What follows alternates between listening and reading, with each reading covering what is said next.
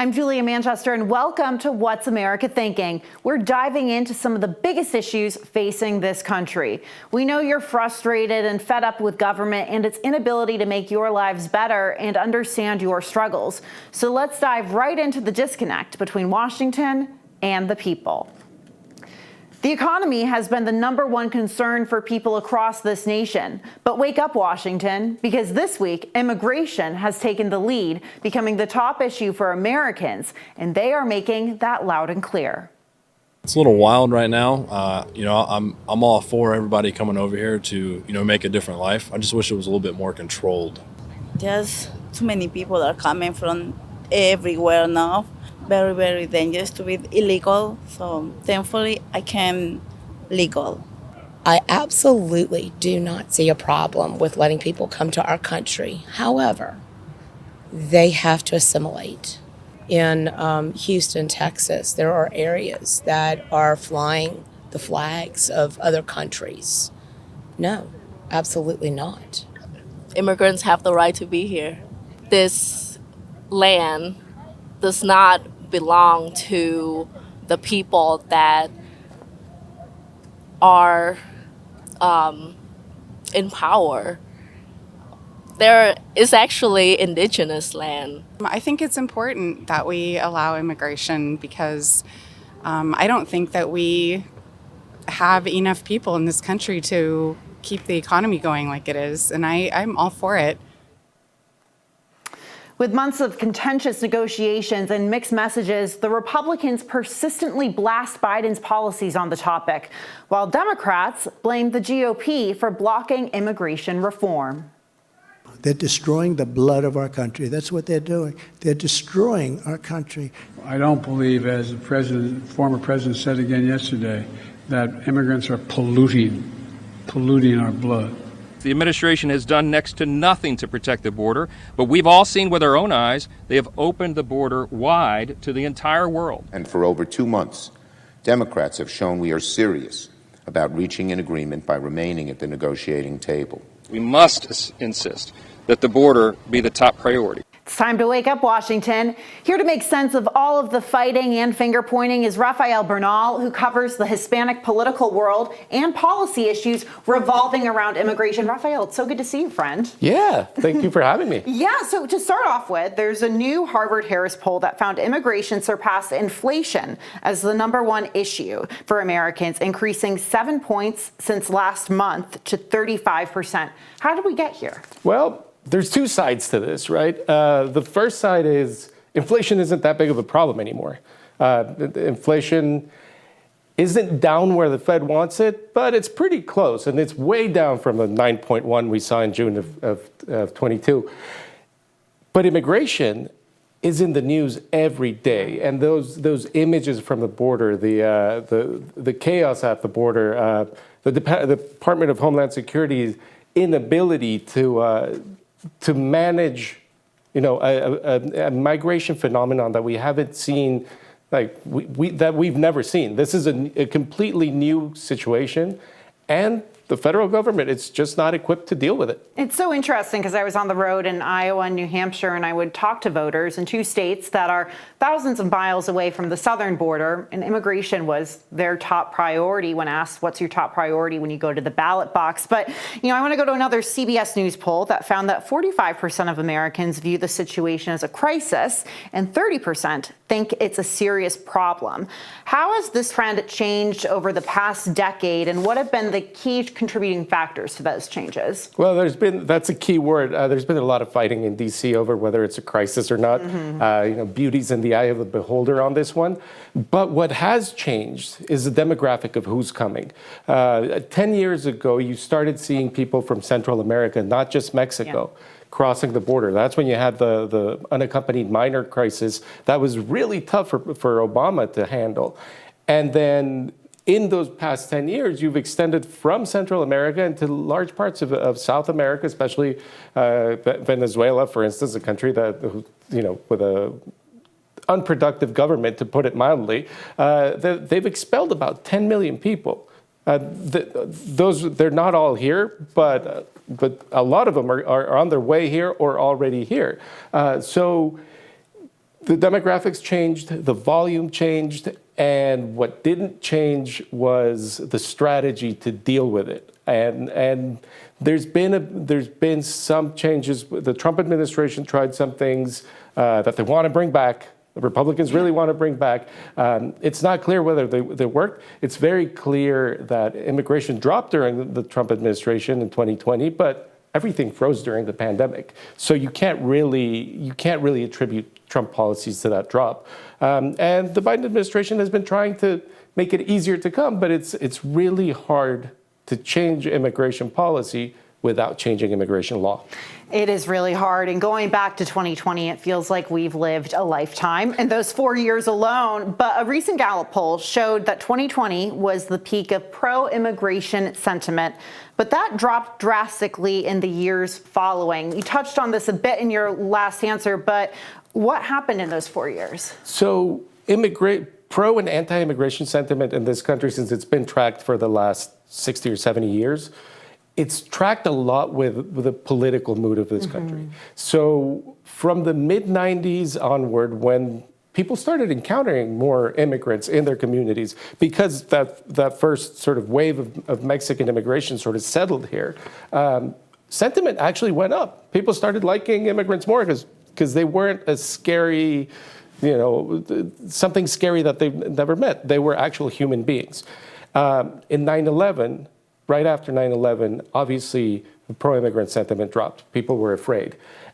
What happened throughout the Trump years, say from 2015 when he first started running for president, is one side started saying immigrants are good, the other side started saying immigrants are bad. But by 2020, when Biden won the presidency, the politics of that campaign drove immigrant sentiment up. The chaos at the border since then has driven pro-immigrant sentiment down. And, speaking of campaigns, Trump is by and large the front runner in the Republican nominating contest, and he is in many ways seen as the de facto leader of the Republican Party. He's been inserting himself into congressional negotiations over funding for border security. What's he saying, and what does the GOP really ultimately want in the end game here? Well, we didn't know that until this week, and our colleagues who cover the Senate have done an excellent job on reporting this. Republican senators are saying that Trump is telling them not to pass a deal because he wants the border as an issue for the upcoming election. Right. And that is, everybody suspected that was the case. It's not the first, it's not the first we hear of this, but nobody had said that out loud. And the strange thing is, a lot of immigration advocates and experts think that this deal would have generated more chaos at the border. So given Trump what he wanted, presumably, if you believe these senators, and if he does tank this deal, he doesn't Biden doesn't get a win, doesn't get to sign a border, but that's about it. Biden doesn't also have to fight his left flank, getting rid of asylum, for instance, or severely curtailing asylum. So he might be doing Biden a favor here. It's so interesting, and I want to go back to a point you just made. You talked about immigration experts saying that a deal could result in more chaos at the border. If you could quickly explain that, that seems kind of counterintuitive. It's the history of immigration legislating in this country. Yeah. Every time over the past 30 years that Congress has legislated on the border, it's been against a deadline or trying to send a message before an election, just basically not the way good policy is built. And every time those laws have created more chaos at the border because they simply aren't good policy. Right. And it seems like the Senate was falling into that same trap. We don't know exactly because we haven't seen the text of what's been negotiated, but what has come out of that room, what we have heard about, that it sounds to be following the same pattern. Right. And, staying on the Senate, a group of bipartisan senators, Chris Murphy from Connecticut, Lindsey Graham, South Carolina, Majority Leader Chuck Schumer, they're negotiating the border deal. But if you look at that group, there's obviously a lack of Hispanic representation in that group. And this is an issue that very much involves Hispanic and Latino Americans. Why have they not been invited to the negotiating table? Well, I wish we knew why, and they're not saying. They're keeping that to themselves. The message that is sending is basically that Latinos or the Hispanic caucus or senators with big immigrant populations or senators who are immigrants. I mean, they're not all Latino. Mazie Hirono was born in Japan. Yeah. That they're too emotionally connected to this issue. You know, basically the message that is sending is that they won't be able to negotiate the hard parts, which is obviously not the message that Democrats want to send to voters of color ahead of an election. But until they say why they chose who they chose, and you know, the people in the room they are policy experts in parts of immigration. You know, Chris Murphy chairs appropriations for Homeland Security, so he knows how that budget works. Langford's in that as well. Kirsten Sinema is a chair of another subcommittee dealing with the border, so they know that stuff. But they don't have the lived experience, and that is really getting a lot of criticism against, especially against Schumer and Biden. The lived experience, and this is so important, whether you're an immigrant from Latin America, you know, or other parts of the world. It's definitely something to watch out for and talk about. Rafael Bernal, thank you so much for joining us today. Hey, great to join you. Former President Donald Trump cruised to victory over Nikki Haley in New Hampshire with a commanding 54.5% of the vote. Despite an uphill battle in Haley's home state of South Carolina, the former UN ambassador and presidential hopeful insists she won't quit yet. This race is far from over. There are dozens of states left to go. And the next one is my sweet state of South Carolina. National political reporter Kate Martell was on the ground in New Hampshire, hearing firsthand from voters on who they are throwing their support behind. Just support Trump. He's the only candidate. He's a good man. I'm actually a lifetime Democrat, but because the DNC passed over New Hampshire and my vote wouldn't count, it would be meaningless, they said. So I decided to change my affiliation to undeclared so that I can vote in the Republican primary. And I'm voting for Nikki Haley. I'm an independent. I generally vote Democrat. Nikki Haley has all of the qualities that we need in a great president, and I'm going to vote for her. I'm definitely a Trump supporter. I feel like his administration's been through so much, and so I'm very interested to continue to support him. With a lot on the line in the race heating up, all eyes are on Haley's home state of South Carolina. Time to go on the record. Here to break it all down is Scott Tranter, Director of Data Science from Decision Desk HQ. Scott, it's so good to see you again. Yeah. Fresh off another crazy night, election night, huh? Another crazy night, and I guess we have roughly 30 days between ahead of South Carolina. So, you know, speaking of South Carolina, Trump is ahead in the polls by almost 34%. We know Haley has poured money into the state for a last-minute push to voters, but what does she need to do to catch up to the former president? Well, one thing she needs to do is raise money. It's very clear that she has spent almost everything she had to get here. She got the two-person race she wanted. I just read earlier today that she's raised about $1 million since she specifically said that doesn't matter what Donald Trump says, she wants to stay in. We're obviously reading stuff about some of her major donors, but it's really those small dollar donors that are going to need to support her over the next month if she's going to want to continue her fight. Absolutely. Haley's campaign very much trying to push that message that the small dollar donors are absolutely pushing her along. But with DeSantis dropping out, does Haley still have the support of his voters, or did she even have it to begin with? You know, it's interesting. When we look at both the polling that News Nation and The Hill have done, combined with all the other public polling out there, it looks like the majority, probably between 55 and 65% of Ron DeSantis supporters go to Donald Trump. She picks up some, but Donald Trump picks up more. And so I think we're seeing that, especially in South Carolina, where Donald Trump's margins went up since Ron DeSantis since Ron DeSantis suspended his campaign. But we'll see if that stabilizes a little bit, because this is where Nikki Haley, this is exactly what she wanted. She wanted a two-person race. She might even get a debate, although I doubt that, but that's what she's angling for. She sticks around. You know, voters are going to get two candidates to focus on, and she'll see if she can claw some of those Ron DeSantis voters back. Yeah, and before Ron DeSantis even dropped out, we saw that Trump supporters, or his own supporters, said that Trump was their second choice. So no surprise there. Trump's heading into South Carolina with such a commanding lead. Is the writing on the wall for Nikki Haley's campaign if Trump pulls off another upset in the Palmetto State? It's certainly going to make it tough for her to make a case, right? 3 states Nevada, 4 states in. There's still probably going to be about 1,000 delegates to go before Donald Trump officially clinches the nomination. But the momentum is certainly behind him and the money. She's going to have a tough case to make. That being said, she's the only other candidate in there. And sometimes it's good to play for second, especially given the potential craziness for the rest 6 to 9 months for Donald Trump.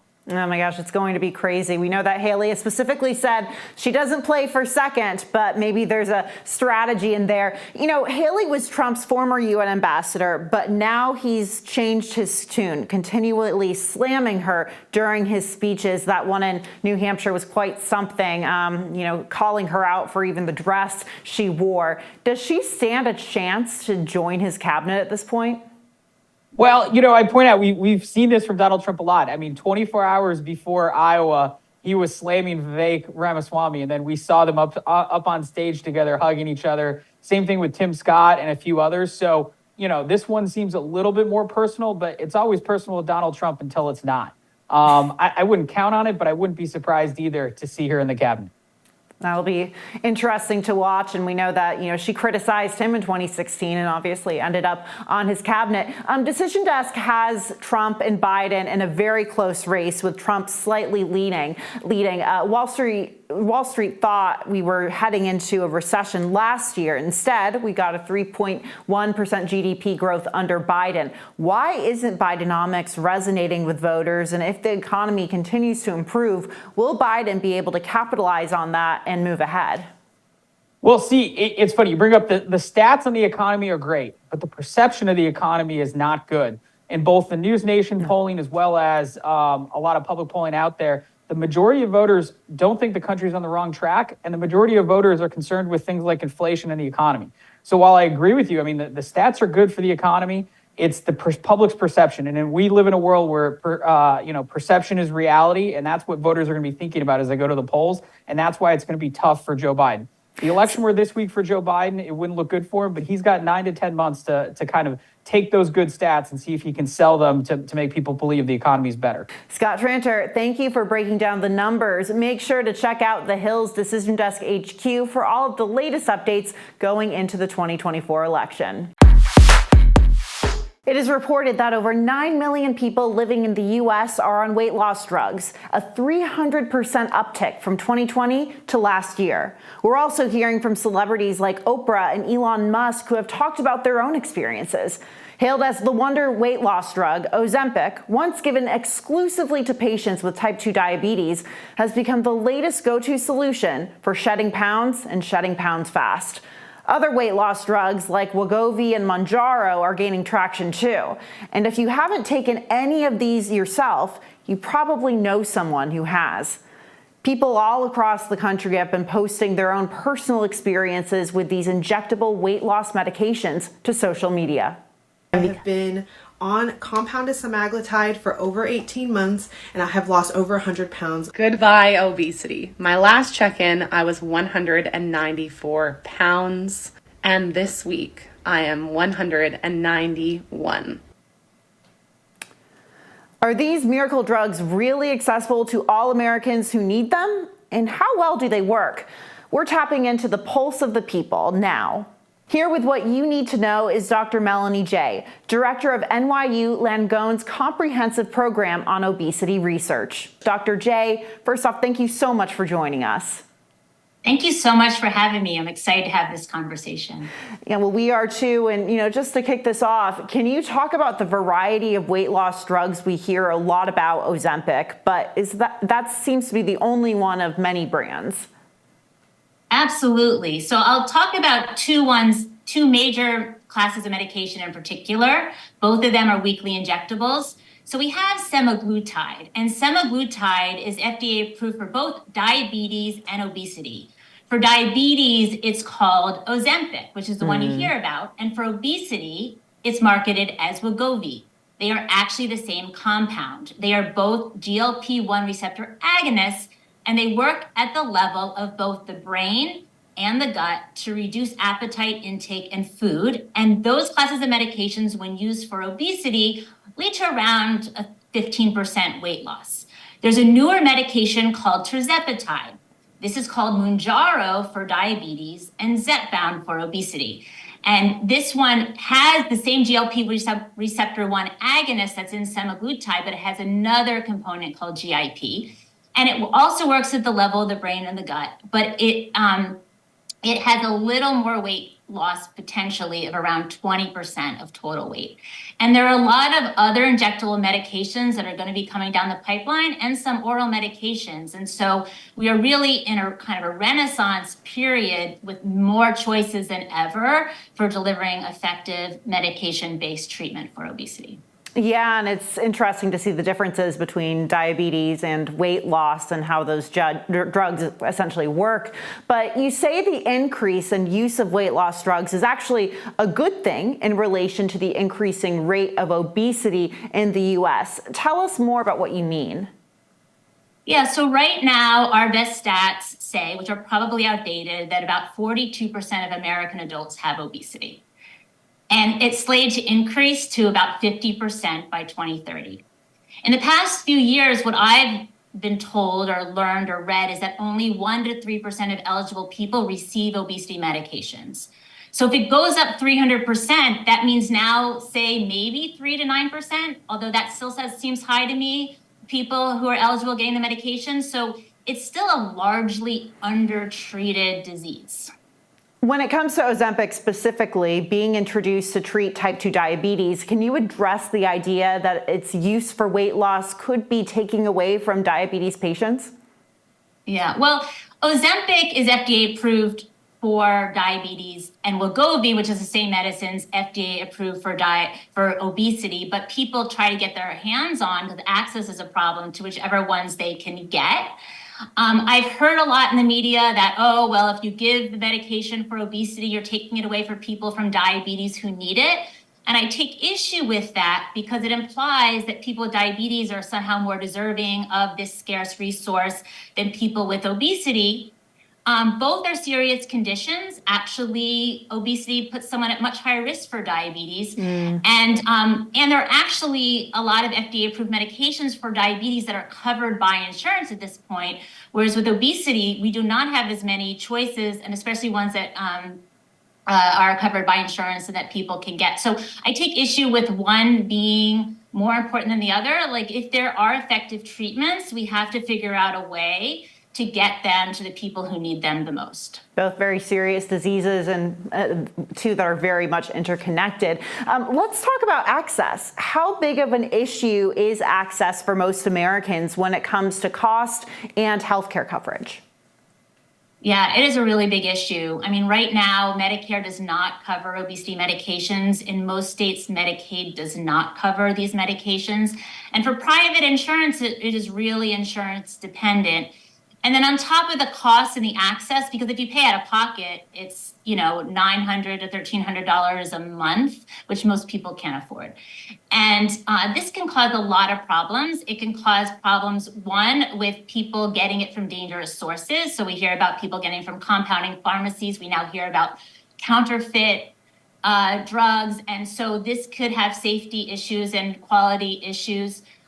There is the problem of not having necessarily adequate follow-up, and we'll talk about side effects, I'm sure, in the future, and maybe some of the adverse events. But if you're not followed by a physician or a healthcare provider who really knows how to monitor you, then that could be a problem. And then the third problem with access is around health disparities. So who are the people who are able to afford these medications? And just because you are from a vulnerable population or happen to be poor doesn't mean you shouldn't be able to have the same access to effective treatment. So the access issues are really problematic. Yeah, and within the last 6 months alone, I see so many ads, for Ozempic, Mounjaro, Wegovy, and so many people are talking about it. It's become such a big part of, culture here in the U.S. So with such a big demand, how big is the concern for counterfeit versions of these drugs? I don't know how common it is or not for counterfeit. I do have seen, and I haven't seen it, but of course, how would I know necessarily? But compounding, I do have a lot of patients who are going to compounding pharmacies, and the Obesity Society just came out with a position statement saying that could be very problematic, and because there's not the same level of quality control. And so either they might not be effective, or they could have impurities, or they're different formulations. So I would be careful with that. Yeah. Very interesting. And we heard from one woman, Jessica, who wrote to us about her side effects: nausea, headaches, exhaustion, hair loss, and depression. Walk us through some of these complications some patients report seeing. Yeah. So there are side effects, and then there are kind of adverse events or really dangerous things that can happen, but are very rare. The side effects are not rare. So especially when people are starting, somewhere between 25 to 40% of people will have nausea, will have diarrhea, constipation. About 10% might have abdominal pain. And this is according to the clinical trials. A lot of these kind of more minor GI symptoms, as you titrate, as people get used to it, they get better and they get more tolerable. So a lot of those will go away, although a bunch of patients just decide they can't tolerate it or it's so severe. A lot of them can be managed by, learning dietary changes, smaller meals, not fatty foods, not spicy foods. And so we can work with people around most of those side effects. There are some serious side effects or adverse events that we have to be careful of. Whenever there's rapid weight loss, gallstones can be a problem, and that's something that has to be dealt with surgically. And so knowing when the abdominal pain is something where you should go to the emergency room is really important to have someone you can ask or talk to. Pancreatitis is very, very rare, and that's a serious side effect, which is inflammation of the pancreas. It slows down the gut. These medications slow down the gut, so there could be some almost paralysis of the gut that can happen, although that is very, very rare as well. But when you have millions of people taking medication, you're going to see some of these very rare side effects. And so making sure any medications are risk benefit. So taking the medication to lose 10 pounds, there's other ways you can lose the 10 pounds that are safer.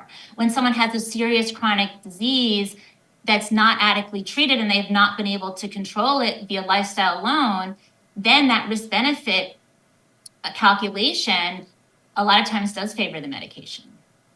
Dr. Terry Dubrow, star of ETV's Botched show, recently opened up about his own experience taking Ozempic. He told Page Six he quit taking it after losing the joy of eating. How much influence do celebrities, and in this case, celebrity doctors, have on the average person's perception of these drugs? Yeah. I can't answer how that affects people's perceptions, but he is not the ideal candidate for this drug. He just needed to lose 10 or 15 pounds. So of course, losing the joy of food might not be worth it for that person. That's not been a complaint that I've been hearing a lot. I've never had a person who's losing weight on the medication and it's being effective for that person say that they want to go off it because they've lost the joy to eat.